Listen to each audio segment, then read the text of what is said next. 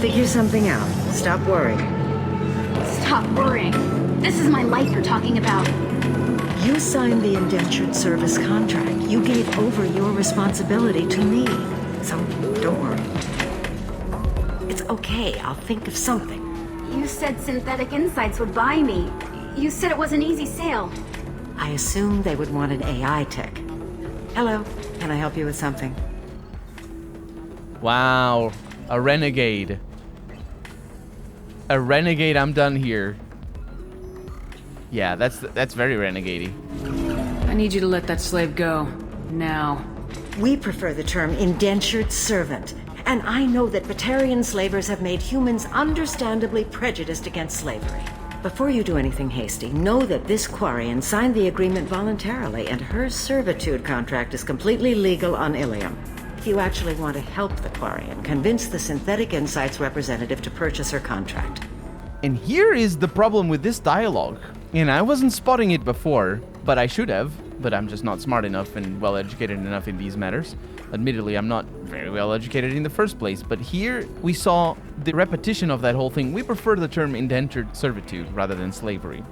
There is a distinction, there's a very, very important distinction that this game misses, and a lot of people do miss as well. There's a very important distinction between slavery as a system, as an institution, rather, because it's institutional slavery here. It is instituted into this planet here, so it's an institution. There's a very big distinction between slavery and an individual slave.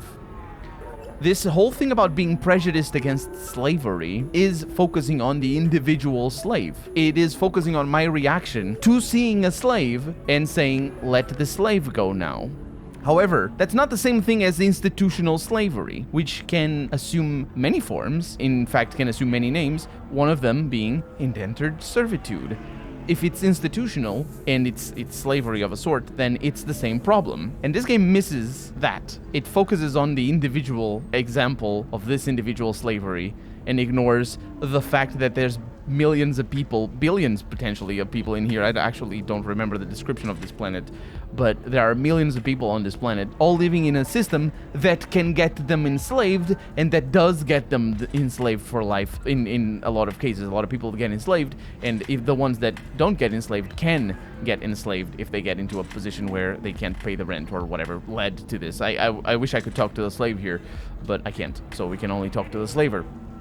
The point is, this game is trying to conflate the two things. It's trying to conflate my criticism here being of the slave, or rather the fact that there is a slave, please stop there being a slave, was what my character said. And she was like, oh yeah, we don't call it slavery, we call it indentured servitude. Now you see here the shifting of the narrative, because, you know, it goes from my criticism of the individual to her defending the institution. And that happens because they think it's the same thing, and it's not. It's not the same thing. They are related, obviously, but one of them is the problem, the other one is the consequence. The consequence is the fact that there are individual slaves. The problem is the institutional slavery, and we have never criticized it. We're not given a chance, and actually she's not even really defending it. She's just sort of like saying, oh, this is sort of like the way things are, which is fair enough for the writing, I suppose, but it's just a shame that we don't get the chance to even criticize it, or even analyze it for how it would even work. And look at this. What if I bought her? Using the tools of the master to bring his house down. Doesn't work. Can't do that. You can't do that. What if I bought her? I would be partaking in the system, not doing anything to bring it down at all. In fact, propping it up, because the slaver would have money. Let's kill the slaver in the head immediately right now. Although that might get my ship embargoed, or whatever it's called. It might not work. But what if I shot her in the head? It would be a better question, but let's see what happens here. Why did this Quarian sign herself into slavery? I tried to play the stock market. I'm good with numbers, and I thought I had a way to make unlimited money. I lost everything. Then I got a credit line and lost that. Then I took out an illegal loan. You get the picture. As part of our agreement, I paid off her debts. 5 years from now, she'll have a fresh start and excellent work references. Yeah, they soften it. They now are explaining that it's not for life. You'll notice that I said specifically for life because I was under that impression. I may have misunderstood, but there was no... I don't think I misunderstood. I don't think that was explained it. Yeah, they're softening it right now here with a thing that basically means you basically go to prison like in the United States and get to work for free like in the United States. And also then come out of prison with, according to the slaver, excellent work references. Just like in the United States where, according to the prisoners, you have programs that help you get back into the workforce, except we all know that it's not like that. So it's more of an analogy to the current modern-day slavery in the United States in prison, rather than to the old-timey slavery in the United States, or in the rest of the world, to be fair, to the old-timey United States, because they weren't the only ones, obviously, but yeah.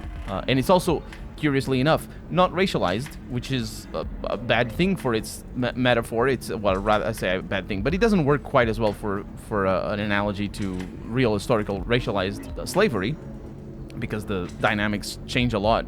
But it is class-based because she said specifically that she ran out of money. So it's about your economic class rather than your racial class, as it were.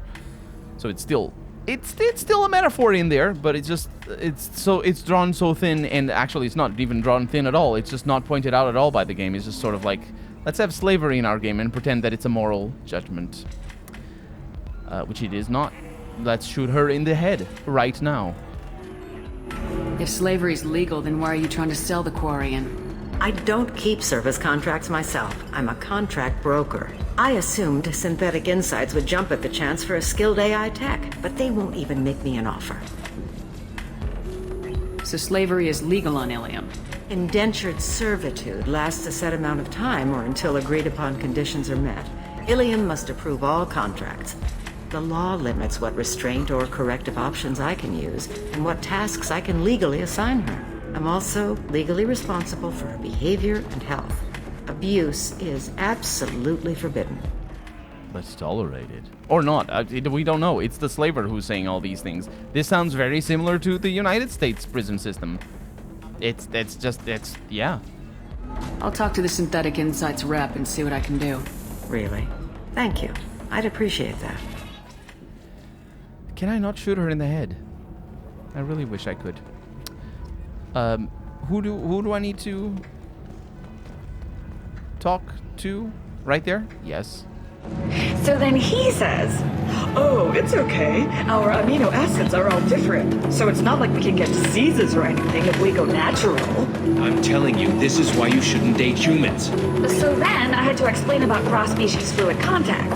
Completely killed the mood. Not to mention that you're a Quarian. How could he be so insensitive? This is the first line that they skipped when we arrived, and they just had a line that disappeared. That's that one right there that sets up the whole conversation where she eventually turns her vibration units in the suit on, and then complains about that particular human being overhearing the situation. Can I help you with something? How'd you like to get your hands on an expert Quarian AI programmer? If you'd like to submit a resume, Wait. Is this that slave?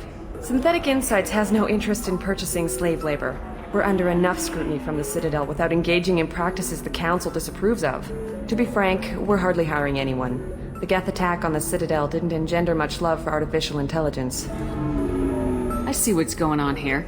This isn't about slaves. You just don't want to hire a Quarian. What? But... Is it because you don't want to feed them, or do you just not like the suits? Synthetic Insights has a strict non-discrimination policy. We don't just hire indentured servants. Maybe I'll take this to Ilium's trade bureau just to be sure. Wait! Let's not do anything crazy. We don't want to waste the Bureau's time. Okay? Fine. I'll go draw up a contract. Just leave Ilium's bureaucracy out of it. This Quarian had better be good, though.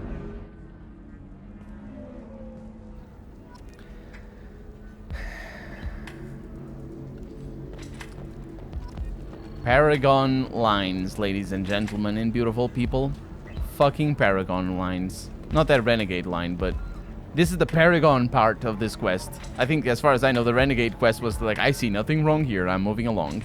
But the Paragon was, I am gonna help the slaver get the slave sold. And I can't even talk to the slave. Synthetic Insights just sent over the contract. I cannot thank you enough. I didn't do it for you. I did it for her. Regardless, a kindness to her is mine to repay. Yes. It's also yours to benefit from. Here, for your trouble. Now, if you'll excuse me, I'll get this service contract transferred. Thank you. I'll stay out of trouble this time. Will you though? Will you though? Yeah, I'm sure that she went into a life of poverty by she did something bad. She didn't do the right thing. She didn't do the right thing. She bought the wrong house on purpose. She went into life of indentured servitude on purpose. And this game just treats it as if it's like a moral choice, and it does it in the worst way, where the fucking Paragon option is to help the slaver sell the slave. And then I get the fucking bald face line of saying I'm doing it for her. This is the utmost fuck of, oh my fucking god. Holy fuck. The first game at least had the decency of having Caden be like, oh yes, I killed I don't remember the name of the alien, but I killed him, but not because he was an alien, which was just all manner of rat hole. But my god, Jesus fucking Christ, what a I suppose it's not the first time this game does this. What a piece of shit, Squares. Holy crap, it's so bad. It's bad not even in terms of like the writing, because this isn't about the writing. This is about what design is that? How did you design a quest like that? Who is this? Who likes this? Nobody likes this. People who think we should have more slaves, let's go with that. And people who don't think that we should have more slaves. Nobody likes this quest. What the hell? Who wrote this? It's unbelievable. Transportation. Hello. Are you a Quarian or Volus who is tired of being passed over for promotions because of discrimination against exosuit-wearing employees? Trust me, the goods coming in from the Terminus systems are great for business. I don't know, some of them seem dangerous. That's the whole point. Danger means more contract work for us. Mm-hmm. A secure station. What can I do with a secure station? Hack it.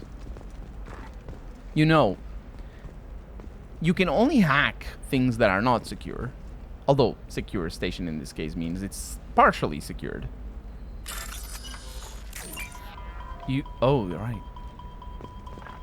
Oh, it's this game. You're sure gateway weapons and armor are good enough for Eclipse? Yeah, I've got a friend in Eclipse. She told me what I needed to get. Good. I'm pretty good at bypassing firewalls. I did it. Maybe they're looking for techs. That's cool. Yeah, a secure station is literally, or rather hacking is literally just finding... What about you? Going to try and make it as a commando? Why not? Every Asari has biotics. Might as well use them, right? Damn, that's a hell of a sniper rifle. If you say so. Yeah, that's the other quest that I had to do. Yeah, hacking is literally just finding an unsecured feature of the system and using that lack of security to make the system do something that it wasn't intended to do. That is literally what it does, hacking. And you'll notice that I'm using the word system because hacking technically doesn't have to be on computers. You can hack anything. And it's still hacking. It's like a hack job, as it were. I believe that's where the term comes from. But if you think about it like that, it's a very good representation. You can hack anything, including a lock. Lock picking isn't much more than just hacking the lock, really. But just don't call it like that because it's a lot cooler if you call it lock picking. It's just, we're looking for weapons. Shouldn't you be taking this seriously? Hey, I'm 60 years old and finally out of my parents' house. And Eclipse girls never lack for, company. You could get killed. What about you? I'm almost 20. My genetic stats are average, and my clan has little political power. For a good reproduction contract, I'll need money. Yeah, and at 20 you're like getting out of your prime already. The store's over there. And don't get cute. The whole place is monitored. I don't think I can get cute. I'm already the cutest.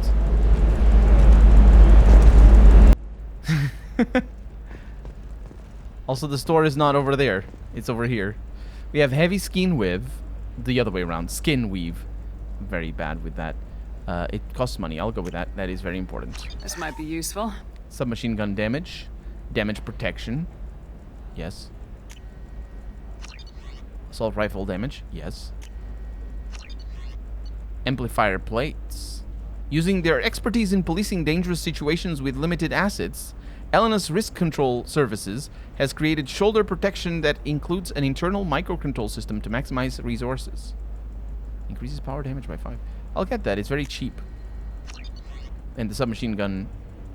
Squad bonus to plus 20% submachine gun damage. We don't use that too much.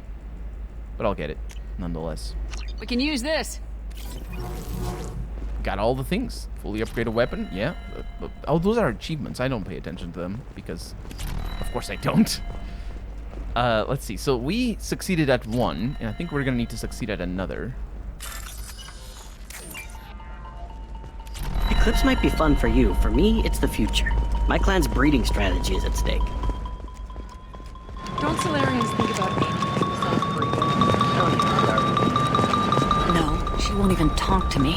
I don't know. She really has it in for humans. That might explain the damn contract. These are really easy. Shame that people talk and I'm interested in their conversations. That was kind of a cool conversation over there. Hi. You're Shepard. I don't know if you remember me. I was a colonist at Zoo's Hope on Pharos. You saved us from that enormous Geth attack, and from the Thorian creature's control. After you killed the Thorian, we rebuilt. Zoo's Hope is beautiful now, and we owe it all to you. How are the colonists doing? We're doing really well. Things are looking even better than they did before the Geth showed up. Exogeny pretty much left us alone. They just left with every bit of Thorian goop they could find. What brings you to Ilium? We've had health trouble, probably because of how the Thorian controlled us. We got a deal on some medical tests from a colonial survey group. But the contract had fine print that lets them perform more invasive procedures without our consent. I've talked to the representative, but she won't listen. I think she has a problem with humans. Fine print. Problem with humans. Yeah, fine print, usually it's loopholes. It's just like they didn't understand the contract well enough. Because the contract said, we will not perform invasive procedures. And then it turns out the law says that's non-binding. So they can perform invasive procedures. Because that's usually how it goes with contracts. Tell me more about the contract you signed to have these scans done. Baria Frontiers offered to do medical scans for next to nothing. Said they'd just use anything interesting they found in us. But there's a line we missed about how if they find something, they can do follow-up procedures as they see fit, without our consent. They can't actually force these procedures upon you. This is Ilium. They have contracts for just about everything you can imagine. If we don't take the tests, they'll declare us in breach of contract. We can't afford the legal fees they could hit us with. Yes, because you could go to prison. Or slavery, what's it called? What kind of health problems did the colonists have? We get these headaches, like we did when the Thorian was controlling us, and muscle twitches, nerve damage maybe. And sometimes we can feel each other. I can tell when someone nearby is in pain. I'll talk to the survey group. Really? Thanks.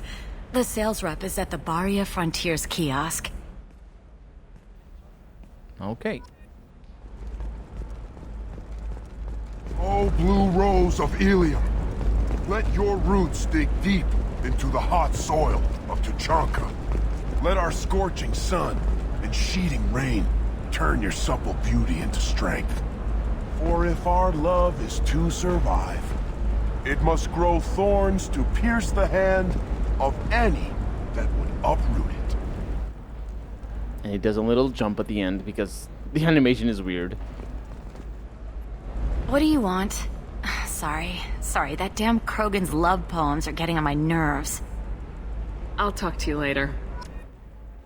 A journal. Convince the Asari to marry the Krogan or reject him completely. What is... I don't understand anything. I don't understand anything. So let's just hear the Codex talk about planets. Before the Geth revolt 300 years ago, the Quarians colonized Haestrom to study the mysterious instability of its sun, which threatened premature eruption into a red giant.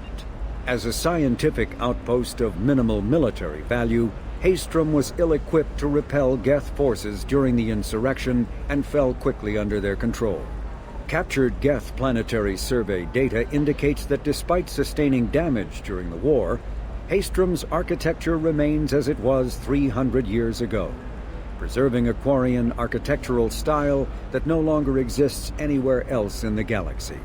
Because Haestrom's sun has overwhelmed the planet's protective magnetosphere, humans foolhardy enough to venture into Geth-controlled Haestrom must exercise extreme caution. Minutes of radiation exposure will overload shields, and hours of exposure will kill. Furthermore, solar output renders surface-to-orbit communication nearly impossible. That was, of course, the frying planet. And then we have Ilium over here.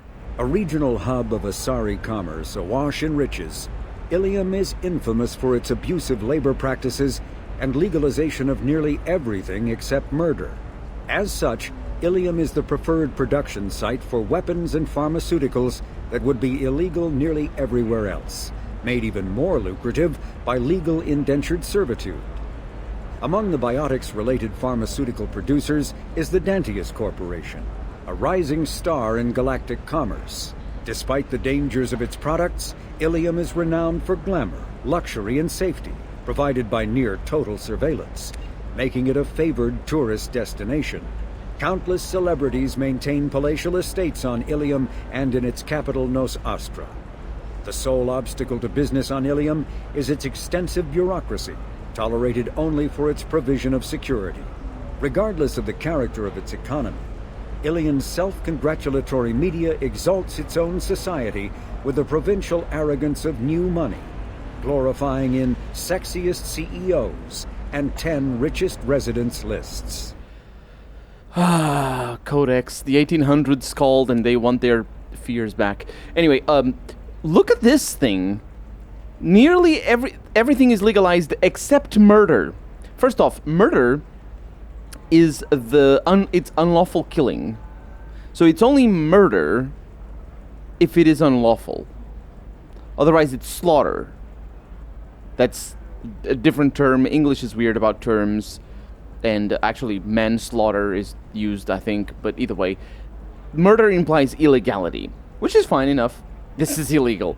However, death penalty. It's murder. It's legal murder. So slaughter. Things like, I actually thought of another, police killings, extrajudicial killings that are legal. That's also legal, and they're not considered murder. There's a bunch of legal murder in real world. It's kind of funny that they would draw the line at in everything except murder. And also, like, this is portrayed as libertarian, I suppose libertarian might be a complicated term for use in this particular setting.